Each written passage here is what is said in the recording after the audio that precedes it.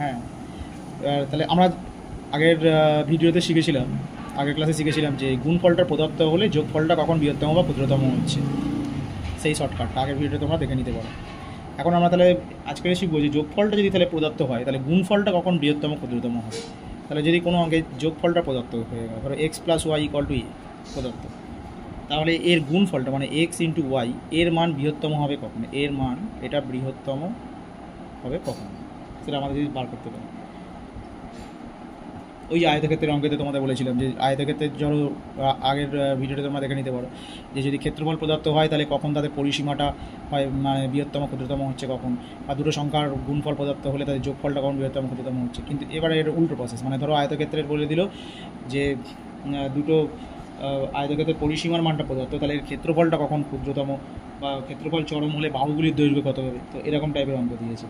তো এখানে প্রথম যেটা আমি রুলটা তোমায় বলে দিই, ধরো অঙ্কটা a x plus b y equal to c, এইটা হচ্ছে নিয়ম, a x plus b y equal to c, তাহলে যোগফলটা প্রদত্ত, তাহলে এর গুণফল মানে এক্স ওয়াই মান বৃহত্তম হবে, এক্স ওয়াই এর মান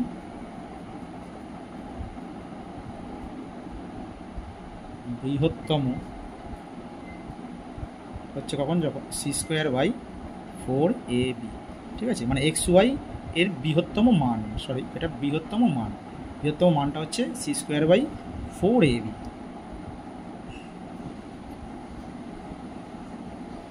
ঠিক আছে, আচ্ছা তাহলে এর একটা আমি উদাহরণ দিয়ে দেখাই তোমাকে। ধরো বললো যে একটা আয়তক্ষেত্রের পরিসীমা দিয়ে দিয়েছে 100, হ্যাঁ, একটি আয়ত ক্ষেত্রের পরিসীমা দিয়ে দিয়েছে ধরো 100, তাহলে ক্ষেত্রফলের মান চরম হলে বাহুগুলির দৈর্ঘ্য কত হবে, ক্ষেত্রফলের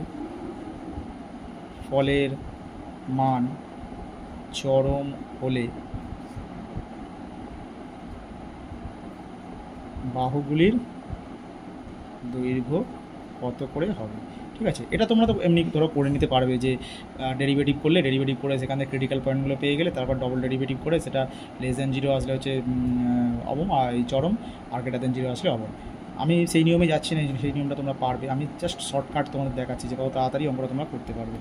যদি এটা করতে পারো। দেখো কতটা সময় তোমাদের সেভ হয়ে যাবে। তাহলে আমাদের যথারীতি আগেরই ওই নিয়ম অনুযায়ী আমার a x plus b y equal to c, তাহলে এখানে আমার পরিসীমা বলে দিয়েছে 100, পরিসীমা মানে 2 ইন্টু এক্স প্লাস ওয়াই। আচ্ছা এটাকে আমি করে দিলাম, আচ্ছা এখানটা করে দিই, ধরো পরিসীমা বলে দিয়েছে 100, তাহলে আমি লিখতে পারি 2 into x plus y equal to 100, তাহলে x plus y equal to 50, তার মানে আমার যোগফলটা প্রদত্ত, তাহলে গুণফলটা বৃহত্তম মান কত হচ্ছে সি স্কোয়ার বাই 4ab, তাহলে এক্স ওয়াই হয়ে যাচ্ছে সি স্কোয়ার মানে 50 ইন্টু 50 বাই 4ab, 4 ইন্টু এ মানেও 1, বি মানেও 1, ঠিক আছে, তাহলে এইটা হচ্ছে 50 বাই 4, 50 স্কোয়ার বাই 4, তাহলে এখান থেকে সব সময় যেটা হবে তোমার এক্স আর ওয়াইয়ের মান, তাহলে আমি এটাকে লিখতে পারি 50 বাই 2 ইন্টু 50 বাই 2,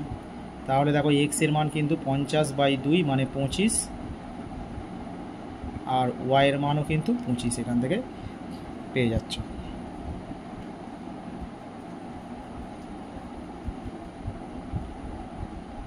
তাহলে বাহুগুলোর দৈর্ঘ্য কিন্তু পেয়ে যাচ্ছে, ওই ফর্মুলা থেকে কিন্তু তোমার তাড়াতাড়ি হয়ে যাচ্ছে। তাহলে এই জাতীয় যে অঙ্কগুলো আছে না, এইগুলো সব কিন্তু এই নিয়মে যদি তোমরা করার চেষ্টা করো তাহলে কিন্তু অনেকটা সময় তোমাদের সেভ হয়ে যাবে, আর কিছুই না।